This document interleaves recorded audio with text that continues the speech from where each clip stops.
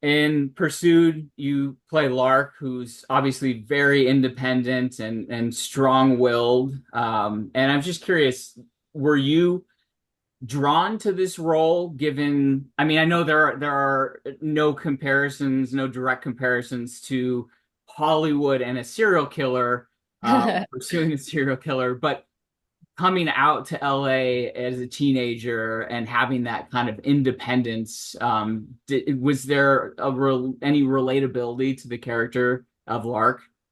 Yeah, I almost think more so growing up in South Dakota, I sort of grew up in the country with no neighbors, and I spent a lot of my time alone kind of exploring. And I think that's what created a deep sense of independence within me and sort of like a confidence in navigating the world. And I think that kind of is what related.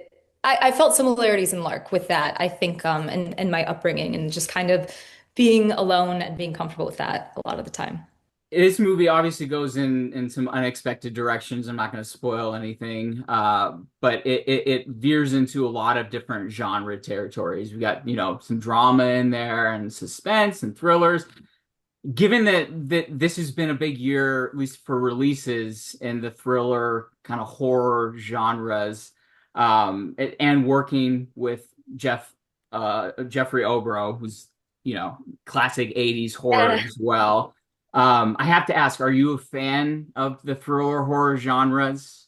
Yeah, absolutely. I was recently I was in The Conjuring, the new Conjuring Last Rites film, and it's been so exciting to see how many people still go to the theaters to see horror movies. I think it still is able to draw an audience and there's so many good examples of this, like Weapons most recently too. I think it's a genre in which you can really explore new avenues and write your own rules and do things that are really weird or unconventional. And I think I don't know, I think it's a particularly exciting time for horror right now. Oh, I would definitely agree with that. I mean, you mentioned The Conjuring, which, obviously iconic. You're stepping into a role that is not only a role that's been played by a actress that we all look up to, but also a real person. Does that add extra elements of pressure to the performance? Oh, definitely. I think Vera is so incredible. She's just so magnetic, and she has so much depth. And I wanted to do her justice, playing a younger version of a role that she's already established, and also that fans have fallen in love with. I definitely felt a lot of pressure to do not only the real Lorraine, but also Vera justice in my portrayal of the young version of her. What did you do in preparation for that role? Did you try and stay away from the past performances, or do you research into the real Lorraine, or a mix of both? Or A mix of both. I think I wanted to embrace Vera's performance as much as possible, and that is the version of Lorraine that fans have come to know and love. And I think I really wanted the younger version. She has a different energy coming in. She's less experienced. She's at the beginning of her career, but I still wanted there to be a familiarity there. Yeah, so it was important for me. I studied Vera's performance like inside and out. And then also looked at old tapes of the real Warrens and things like that. no, the mannerisms were there. Like it was, Uh, it was yeah. recognizable immediately. So I thought that was great. So obviously, when you get several horror thriller roles in a row, and one is in the Conjuring universe, these big film, the term scream queen is going to get thrown around.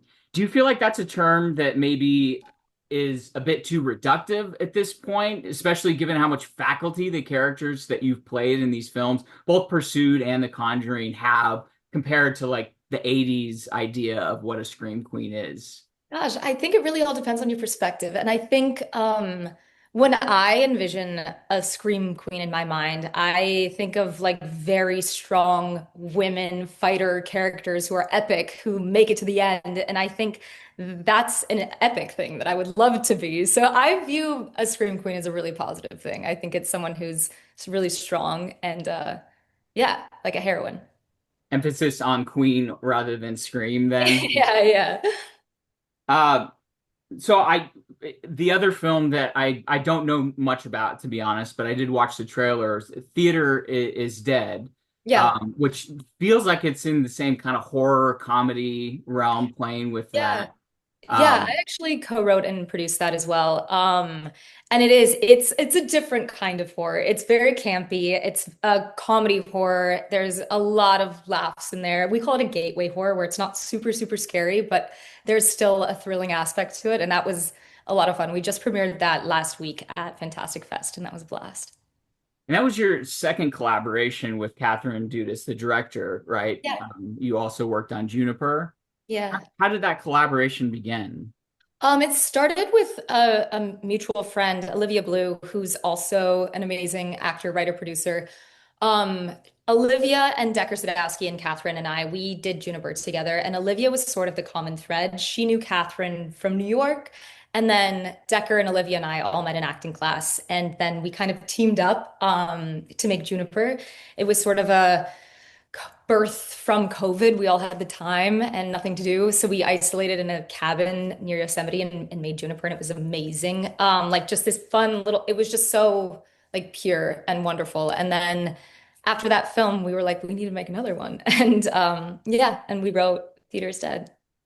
Any future projects with her or Olivia coming up that you're working on? We always have things that we're talking about. There's nothing set in stone right now, but there's certainly ideas percolating. I'm assuming then your experience as an actor influenced some of the themes, some of the, well, obviously the plot of Theater is Dead. Definitely. Yeah, it Uh, was an amalgamation of all of our experiences. I think we all have had experiences in the industry with mentor figures or with power imbalances where you're sort of left feeling like what happened. And just your own journey of following your dreams and the ebbs and flows of that, the highs and the lows. We all had a very deep well to pull from. Obviously, I feel like, when we're talking about movies, people want to be entertained. Yeah. But I think there's some deeper themes, especially with your character Lark and Pursued, and Mhm. what happens to her early on in the narrative it seems to have an impact on choices that she makes later on. Um, do you feel like it's important, and I'm asking you both as a writer and Yeah. an actor, to do more than just entertain?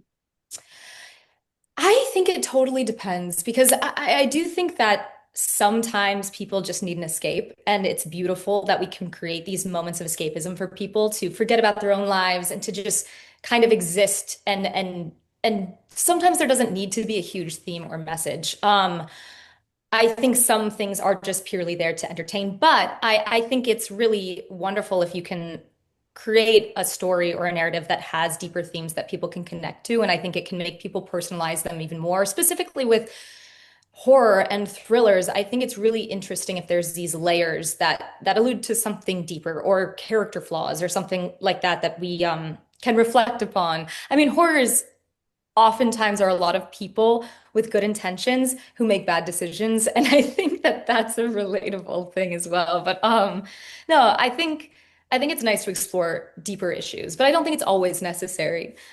um Depends on the project. It's interesting one of the things you said, because I'm pretty sure I heard Jeffrey say in an interview that your character Lark has the right intentions, but the wrong choices or the wrong approach. Yeah. Did you feel that in developing the character, or were you like, this is the correct path? No, I mean, it's both. If you're thinking about it from inside the character, she's really, really trying to do the right thing. And she's incredibly brave. She's incredibly stubborn. And she really does have good intentions. She wants to right wrongs and she's a fighter. But I think also something with her age, I don't think sometimes you can see the ripple effect of your actions immediately. There's not a lot of like, she's very impulsive. So I think things just get out of control pretty quickly, and that's not what she wants, but it's what happens. And you mentioned her age, and I'm not going to be the person to bring up an actress's age, but I will point out that you played. Obviously, Pursued was made years ago, but in this 2025, we have a film where you're playing a teenager and then young Lorraine, Yeah. and I think it's very clear in your performance, the maturity level of one, and you don't what I'm trying to say is you don't come off as being the same age at all in these two performances. Good. Is that something when you were playing Lark, were you aware of, conscious of wanting to play a teenager, or did it just come naturally as you read the script? I think we all have different facets of ourselves and different energies inside of us. And I think like Lorraine is a lot, and it's a period piece, but there's a different level of composure with Lorraine, and I think there's sort of a messiness that happens when you're younger. And I think there's different ways to tap into those with inside of yourself. We have these lived experiences, and I can really remember what it felt like to be in high school. And I think, yeah, it's fun to tap into different energies. Is that something you're conscious of when you're developing the performance, like how your voice or your mannerisms, or is it just something that occurs naturally? Because you come off very realistically teenage in this film. And then on and the opposite side, Lorraine, you have this kind of air of experience in the way you played the role. So I mean, even just the way you carried your body in each of those different roles, your posture is very starkly different. Are you consciously aware of the physicality, or is that something that emerges through the process? No, definitely very intentional. Specifically with young Lorraine too. I studied Vera's Hmm. physicality a lot and wanted to embody that in my own way as much as possible. But then, yeah, when you're playing someone who's in high school who maybe has different insecurities, I think that manifests physically for sure. Um, and it's definitely an intentional choice. Yeah. Do you feel like now that you have, several films as screenwriter under your belt as well as acting experience, do they impact each other? Do you feel now as you're acting that your experience writing scripts has influenced you, or vice versa? Yeah, 100%. I think it all informs each other. And the more that you know about even just like the technical aspect and the technical side of filmmaking, of cinematography, lighting, everything, I think that all makes you better at everything. I think studying acting makes you a better writer, and studying writing makes you a better actor. It's thinking about the story in a bigger way and thinking about the specificity and thinking about the why. I think when you're writing something, you're building something from the ground up. So I don't know. I think it's helped me understand when reading scripts to why a writer's making that decision, and sort of seeing the bigger picture. Do you think you have any aspirations to direct eventually? Definitely. Yeah. I have a script that I've written that I would love to direct.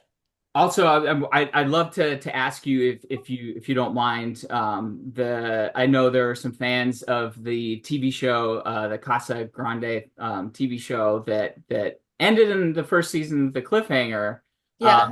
and you have a movie continuation of that coming out as Yeah. well. What was that like, returning to that role? It was very cool. I'd never returned to a character before. So it was really fun coming in with already a lot of knowledge about the circumstances, a whole world that we've already built, a character history that I've already developed. And coming back and working with the same group of people, it was delightful and really unexpected. And it was a blast. We filmed in Carson City, just outside of Carson City, and spent a month and a half there. And yeah, it was just I was really grateful to get to revisit that world because it's a fun one.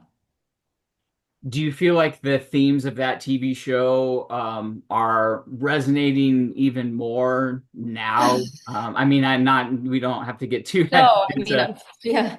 Um, yeah, unfortunately, it's interesting because it was very timely when we first made the show, and I would say even more so now. And I think, yeah, I mean, yeah, unfortunately, I think it is still a timely issue. Shifting to something a little bit lighter, I think another thing that has impacted a lot of careers in acting is streaming. And I just coincidentally just watched your episode of Franklin and Bash. No way. It showed up on Netflix, and I'd never watched it, so I just started watching it. Do you find that fun that streaming has kind of given things a new life? I mean, obviously, Pursued we're going to see on Yeah. Amazon. Does that is that exciting for you to see how streaming has sort of opened up the industry? Yeah, I think it's interesting. I think it's massively impacted the industry in some good ways and some bad ways. I think kind of the lack of information about how many people are watching things, I wish we had a better understanding or grasp of. But I also think it's leveled the playing field in a really nice way too, where you can self-release on Amazon if you're an independent filmmaker, or yeah, I think there's better visibility now. Sometimes there's an oversaturation, so it's easy to get lost amongst the madness. But I think that it has, in some ways, leveled the playing field for people to release their own stuff. And there's just so much versatility of options of things you can find. So I do think it's really interesting. Sometimes I get decision fatigue when I'm trying to pick something out to watch because I'm like, there's so many options. But I do think yeah, it's created an interesting shift. I mean, the shift from, it's really created such a television boom, or a series boom that is interesting. Speaking of versatility, I mean, we mentioned TV shows that you worked on, obviously The Conjuring, which is a massive franchise, and then these smaller indie films that you've worked on. Um, as an actor, is obviously the production and the budget and maybe the craft service table is going to vary from each of those productions. But as an actor, once they say action, is the process any different in these different mediums, Yeah. budgets? I would say the main difference is how much time you have. I think, oftentimes on indie movies, you just don't have the luxury of time. And I think you probably never truly have the luxury of time, but you do have more time on bigger budget projects. I think one thing I really love about making smaller independent films is, there's just this synergy amongst the crew. It's like you're all in the trenches together and you get close so fast because you're just like on this moving thing that you can't get off of. And it takes a lot of stamina and it's exhausting, but I think it creates like this sense of closeness and camaraderie and you're in this madness together. But you're having to shoot so much and so fast and it's crazy. And I think like with The Conjuring, there was a particular sequence that we shot over 3 days, just one little scene, and I don't know, you really have the time. You don't feel as rushed, but there's other challenges with that too. Just it's a different kind of stamina of having to come back and do the same thing again. So I don't know. I would say at its core, the craft is the same, but the pacing is different. What's like, if you can remember, the shortest shoot for a feature that you've had? It's Juniper. But we shot that so unconventionally too. That was like micro budget, tiny team. We all wore a lot of hats. We shot that film in 11 days. And but yeah, it was just like it was, mumblecore indie drama and just its own thing. But yeah, Juniper is the fastest one that I've shot. One last actor question because it's been in the news and I feel like I have you, so I want to get your views on it. Um, the news about the AI actress Tilly Norwood. Do you have any thoughts on what that might mean as an actor or the direction of the industry? I think it's interesting because collectively we all have the power to not embrace that. And I think it would be really wonderful to see people come together to kind of not to embrace real people and their work and their craft. I think we as an industry can reject that together if we work together and if we're all on the same page. And I hope that that happens. I think it would be such a shame to see real performance, real craft, and real filmmaking go digital and go into this AI world. I think, it's just I have such an appreciation for every single aspect of how something is made, from the lighting design to the production design to the cinematography. There's so many people and humans involved, and I think that's what creates the magic. And getting rid of those people, I think personally would eliminate a lot of the magic for me. And I just really hope that we don't continue down that road and get rid of real performances and real films. If you were to tell someone who had no idea, knew nothing about this film, if you were to describe it using other movies or other genres, how would you sell this movie in a sentence or two? Oh Um, my gosh. I know it's hard, but Using other films, it's hard to think of. I'm so bad at recall and comps. Ah, or just describing the type of film that it is. yeah, I think it's a fast-paced thriller meets coming of age story, and explored like under the guise of this new digital era and what can go wrong if you think you're living anonymously online. But yeah, it's fun, it's fast, and it's freaky. And I think there's a lot of fun, delightful moments in there. Awesome. Thank you, Madison. Yeah, thank you.